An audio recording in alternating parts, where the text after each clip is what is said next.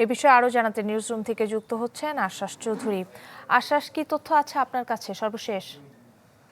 কাকলি, মুসলিম বিশ্বের অন্যতম ক্ষমতাধর নেতা ইব্রাহিম রাইসি, ইরানের প্রেসিডেন্ট, তিনি মারা গেছেন।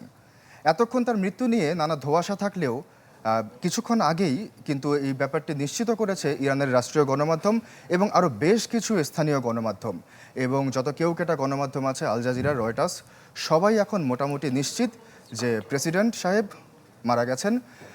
এবং তার সাথে সাথে ছিলেন পররাষ্ট্রমন্ত্রী আমির আবদুল্লাহিয়ান, ইস্ট আজারবাইজানের গভর্নর এবং তাবরিজ শহরের ইমাম, যারা ওই হেলিকপ্টারে ছিলেন। তাদের মরদেহ পাওয়া যায়নি কারো, কিন্তু এটা মোটামুটি নিশ্চিত যে হেলিকপ্টারে একজন আরোহীও আর বেঁচে নেই। আপনি জানেন যে কিছুক্ষণ আগ পর্যন্ত রেড ক্রিসেন্ট বলছিল যে হেলিকপ্টারটি পুরোপুরি বিধ্বস্ত হলেও মৃতের সংখ্যা নিয়ে কিছু তারা বলছিল না, বা হতাহত নিয়ে কিছুই তারা বলছিল না। এখন রেড ক্রিসেন্টও বলছে যে আর কোনোই সম্ভাবনা নেই, এখন শুধু মরদেহ শনাক্তের বাকি। আর একটি ব্যাপার এখানে লক্ষ্য করবেন যে কিছুক্ষণ আগ পর্যন্ত স্বরাষ্ট্র মন্ত্রণালয় থেকে বলছিল বিমান বিধ্বস্তের পর কিন্তু ওই ঘটনাস্থল থেকে এই ইমাম ব্যক্তিটি কিন্তু ফোনে যোগাযোগের চেষ্টা করেছিল। তাই বিমান বিধ্বস্তের সাথে সাথেই তারা মারা গেছে নাকি একটু দূরে গিয়ে তারা মারা গেছে, মরদেহ শনাক্ত না হওয়া পর্যন্ত আসলে এই ব্যাপারে কিছু বলা যাচ্ছে না।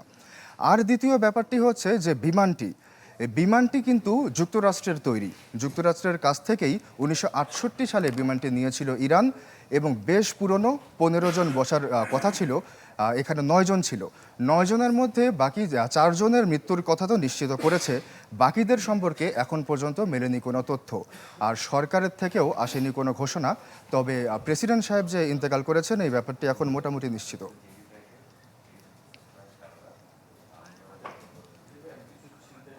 আশ্বাস, আপনাকে ধন্যবাদ।